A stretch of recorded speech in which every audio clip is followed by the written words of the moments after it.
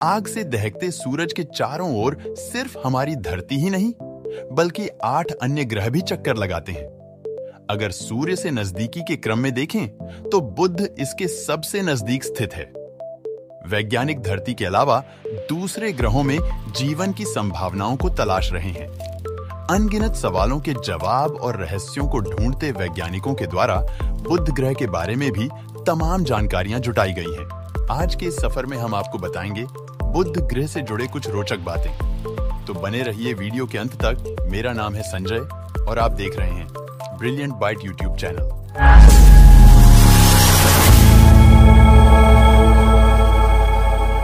आज से लगभग 5000 वर्ष पूर्व सुमात्रा के लोग बुध ग्रह के बारे में जानते थे।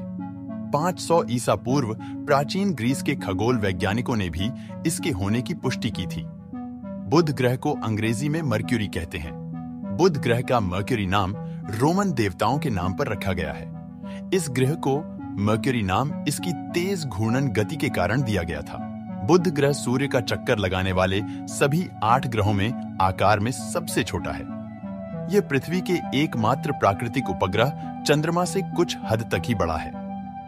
बुध ग्रह की त्रिज्या 2439.7 किलोमीटर है। यह पृथ्वी की चौड़ाई के 1/3 से थोड़ा अधिक है।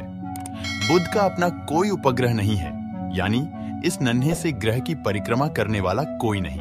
आइए जानते हैं बुध ग्रह की कक्षा और इसके रोटेशन के बारे में। बुध की कक्षा सभी ग्रहों में सबसे ज्यादा चपटी है। इसकी अंडाकार और दीर्घवृत्ताकार कक्षा इस ग्रह को सूर्य से 47 मिलियन किलोमीटर करीब और 70 मिलियन किलोमीटर दूरी तक ले जाती है। बुध हमारे सौर मंडल का सबसे तेज ग्रह है। यह लगभग 47 किलोमीटर प्रति सेकंड की गति से यात्रा करता है। पृथ्वी के मुकाबले यह ग्रह धीरे धीरे अपनी धुरी पर घूमता है और पृथ्वी के हर 59 दिन में एक चक्कर पूरा करता है। बुध सूर्य के सबसे निकट का ग्रह है।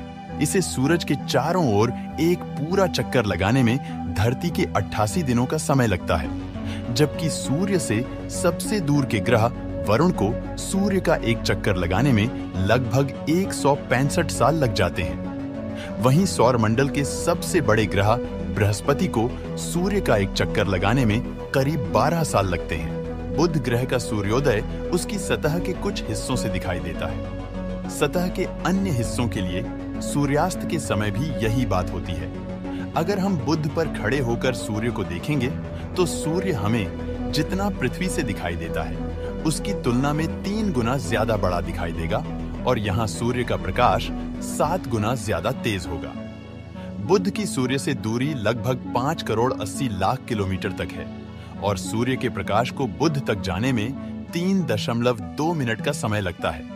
बुध ग्रह पर दिन बेहद गर्म और रातें बर्फीली होती हैं।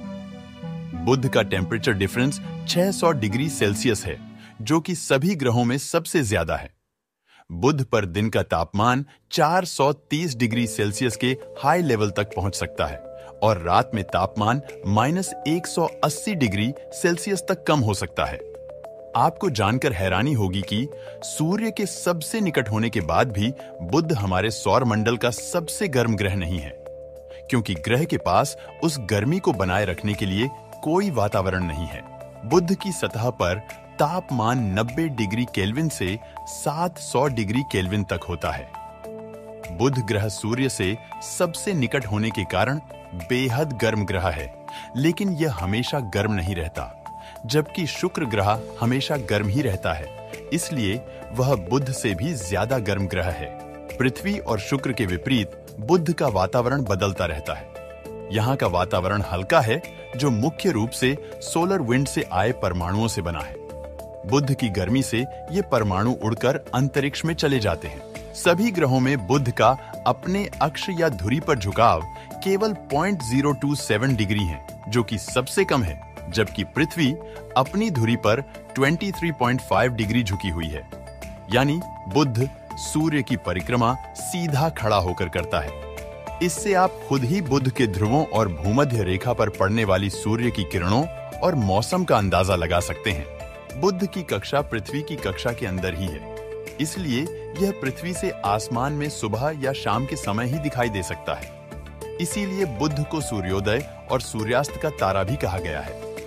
बुध ग्रह पृथ्वी पर सूर्य के निकलने के करीब 2 घंटे पहले दिखाई देता है, लेकिन सूर्य से बहुत निकट होने के कारण इसे देख पाना बहुत ही मुश्किल होता है। अगर बुध पृथ्वी से पूरी तरह दिखाई दे तो यह चंद्रमा की ही तरह चमकता हुआ और कलाओं समेत दिखाई दे सकता है। सूर्य के काफी पास होने के कारण अत्यधिक प्रकाश और चकाचौंध की वजह से हबल टेलीस्कोप भी बुध के बाकी क्षेत्र का नक्शा नहीं बना सका है। अब तक बुध ग्रह की सतह के 45% हिस्से का नक्शा ही बनाया गया है। अब बात करते हैं बुध ग्रह की सतह की। बुध, शुक्र, पृथ्वी और मंगल को स्थलीय ग्रह या टेरेस्ट्रियल प्लैनेट्स भी कहा जाता है, क्योंकि ये मुख्य रूप से पत्थर और धातु से बने हैं। इन ग्रहों पर ज्वालामुखी, घाटियां, पहाड़ आदि पाए जाते हैं। इन ग्रहों के प्राकृतिक उपग्रहों की संख्या बहुत कम है।